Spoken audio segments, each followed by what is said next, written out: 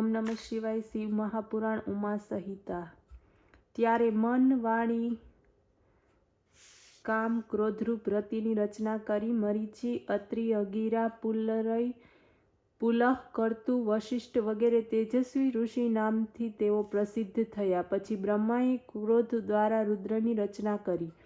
બાદમાં વીજળી, વ્રજ, મેઘ, ઇન્દ્રધનુષ વગેરેની રચના કરી. એ પછી યજ્ઞોની સિદ્ધિ માટે ઋગ, યજુર્વ, સામ અને અથર્વ વેદની રચના કરી. એમના દ્વારા દેવપૂજન કર્યું. વક્ષસ્થળથી પિતૃઓ, જંઘાથી માનવો અને એનાથી નીચેથી દૈત્યો ઉત્પન્ન કર્યા. આ પ્રમાણે પ્રજાની રચના થઈ. તે છતાં પ્રજાની વૃદ્ધિ ન થઈ ત્યારે તેમણે શરીરના બે ભાગ કર્યા. એકથી સ્ત્રીરૂપ તથા બીજાથી પુરુષરૂપ ઉત્પન્ન થયું. બ્રહ્માએ આ પ્રકારે સંપૂર્ણ સૃષ્ટિની રચના કરી.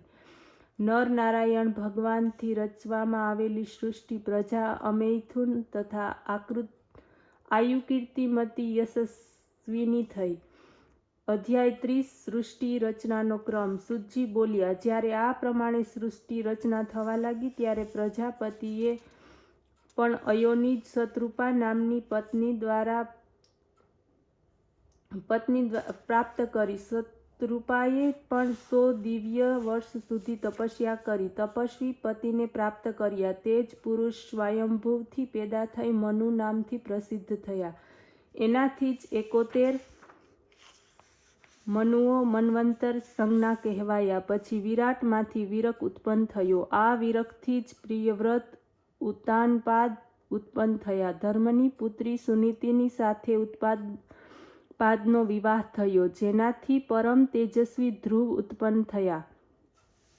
તેમણે 3000 વર્ષ સુધી કઠોર તપસ્યા કરી, જેના વડે બ્રહ્માએ ધ્રુવને સપ્ત ઋષિઓથી પણ ઊંચું સ્થાન આપ્યું. ધ્રુવના 2 પુત્રો થયા, જેમનું નામ પૃષ્ટિ તેમજ ધાન્ય હતું. પૃષ્ટિની પત્ની સુમસ્થા હતી. એનાથી રીપુ, રિપુંજય, વિપ્રુ, વૃકલ અને વૃષતેજા નામના 5 પુત્ર થયા. રીપુથી શાક્ષુપ નામનો પ્રસિદ્ધ પુત્ર થયો. પુષ્કરિણી પત્નીથી શાક્ષુપને વરુણ નામનો પુત્ર થયો.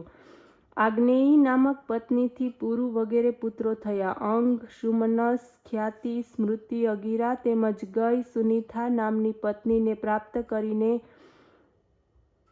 અગેવેન નામનો પુત્ર ઉત્પન્ન કર્યો. તે મહાન પાપી હતો. ઋષિઓએ હુંકાર માત્રથી તેનો વધ કર્યો. તે સમયે સુનીથાની પ્રાર્થનાને કારણે વેનના શરીરનું ઋષિઓએ મંથન કર્યું. વેનના દક્ષિણ હાથમાં ના મંથનથી પૃથુરાજાની ઉત્પત્તિ થઈ. આ પૃથુ વિષ્ણુના અવતાર હતા. ધનુષ્ય ધારણ કરી કવચ પહેરીને તેઓ સૂર્યના સમાન તેજધારી બની શોભતા હતા. આ પૃથુ પૃથ્વી ઉપરના આદિ રાજા હતા. એમણે રાજસૂય યજ્ઞ પણ કર્યો.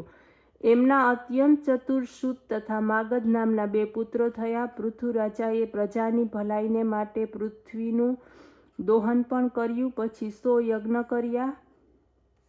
એમના 2 પુત્રો વિજિતાક્ષ અને હર્યશ નામના થયા, જે જગ પ્રસિદ્ધ છે. શ્રીખંડીની દ્વારા પ્રાચીન બર્હિ જન્મ્યા. એમણે વૃક્ષની કન્યા વિરણ વર્ણીથી વિવાહ કર્યો. એમાંથી દક્ષ પ્રજાપતિની ઉત્પત્તિ થઈ, જે સોમના અંશ હતા. પછી દક્ષે મન દ્વારા 17 અત્તર 2 પગ તથા 4 પગવાળા જીવો ઉત્પન્ન કર્યા. પછી મૈથુનની સૃષ્ટિનો પ્રારંભ થયો. વિરણ પ્રજાપતિની વીરણી કન્યાની સાથે તેમણે વિવાહ કર્યો. હર્યશ નામના 10,000 પુત્રો એમનાથી ઉત્પન્ન કર્યા. આ જ નારદના ઉપદેશથી ભાઈઓના માર્ગ ઉપર ચાલનારા થયા.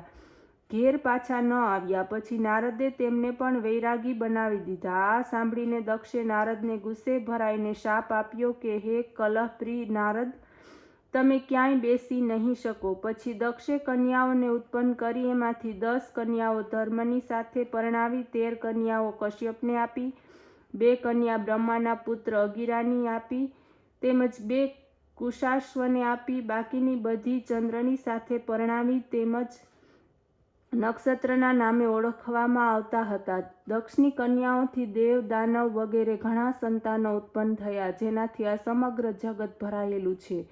ત્યારથી પ્રજા મૈથુન દ્વારા ઉત્પન્ન થાય છે. શૌનક બોલ્યા, હે સૂત, આપે તો પહેલાં કહ્યું કે દક્ષ બ્રહ્માના અંગૂઠામાંથી ઉત્પન્ન થયા. હવે પછી તે પ્રચેતાના પુત્ર કેવી રીતે થયા એ સંશયનું નિવારણ કરવા આપ સમર્થ છો?